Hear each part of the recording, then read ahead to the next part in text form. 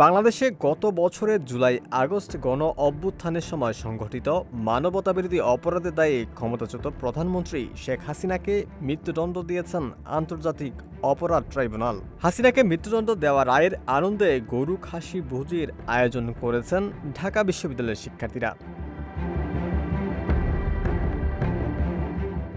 ডাকসুর সাবেক ভিপি প্রার্থী আব্দুল কাদের ও তার অনুরাগীরা মঙ্গলবার ডিএসিতে দুটি গরু এবং দুটি খাসি জবাই করে ভোজের প্রস্তুতি নিয়েছেন। জানা গেছে আজ মাগরিবের নামাজের পর এই ভোজ ও আনন্দ উদযাপন অনুষ্ঠিত হবে। এদিকে আব্দুল কাদের সামাজিক যোগাযোগ মাধ্যমে জানিয়েছেন, রায়কে কেন্দ্র করে শিক্ষার্থীরা আনন্দ প্রকাশের পাশাপাশি দীর্ঘদিনের স্বৈরাচার বিরোধী সংগ্রামের সঙ্গীদের সঙ্গে মিলিত হবেন।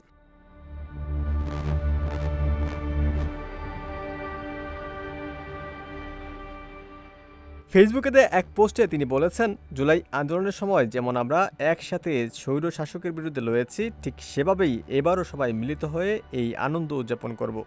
গরু খাসি ভোজে সকল সহযোদ্ধাদের আমন্ত্রণ জানানো হয়েছে। তবে মাগরিবের পর শিক্ষার্থীরা মিলিত হয়ে খাওয়া দাওয়ার পাশাপাশি সাংস্কৃতিক আয়োজনের কথাও রয়েছে। এদিকে গতকাল ক্ষমতাচ্যুত প্রধানমন্ত্রী শেখ হাসিনার মামলার রায় কার্যক্রম ঢাকা বিশ্ববিদ্যালয় টিএসিতে বড় পর্দায় সম্প্রচার করা হয়।